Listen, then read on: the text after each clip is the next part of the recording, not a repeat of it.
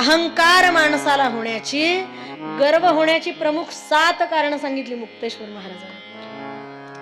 सगळ्यात पहिला अहंकार माणसाला होतो कुलशील.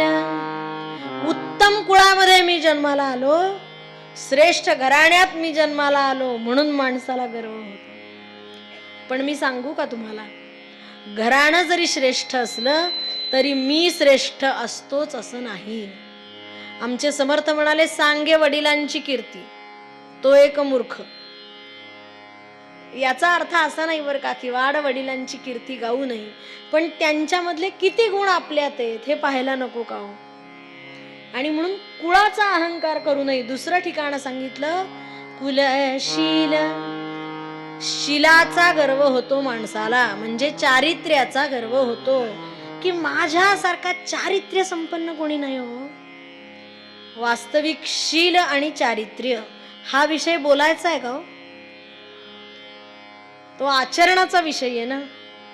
बर, जिथं देवदेवतांना सुद्धा गर्व झाला आपल्या चारित्र्याचा तर नष्ट होतो. उदाहरणार्थ दत्त जन्माची कथा तुम्ही ऐकलेली अनेकदा. मग जिथं देवतांनाही चारित्र्याचा गर्व झाला तर नष्ट होतो, मग तुमची आमची काय कथा. तिसरं ठिकाण माणसाला गर्व होण्याचं कुलशील. अंगीचे बल.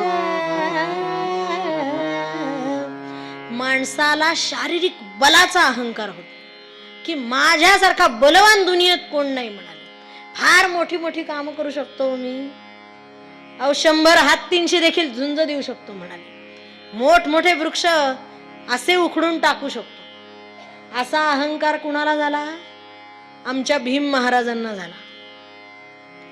निघाले होते घरी, वाटेमधून जात असताना एका वानराचं शेपूट आडवं आलं. ते म्हणाले, बघ तुझं शेपूट बाजूला घे. आता ते वानर म्हणाले, महाराज माझ्या अंगात शक्ती नाही हो, मला ओळखलेलं दिसत नाहीयेस तू, अजून मला ओळखलेलं दिसत नाहीयेस. या भीमसेनाकडे दुर्लक्ष करतोस काय? मुकाट्यानं शेपूट बाजूला घे, मला मार्गस्थ व्हायचंय. माझ्यासारख्या क्षत्रियाला तुझं शेपूट ओलांडून जाणं शोभत नाही. म्हणाले शोभत नाही. त्यांनी हात जोडले हो परत. म्हणाले, महाराज माझ्या अंगात शक्ती नाही हो, तुम्ही नाहीतरी सशक्त आहात. असं करा की ते शेपूट बाजूला करा आणि तुम्ही मार्गस्थ व्हा. ठीक आहे ठीक आहे. आणि गर्वानी, मस्तीनी, अहंकाराने खाली वाकले.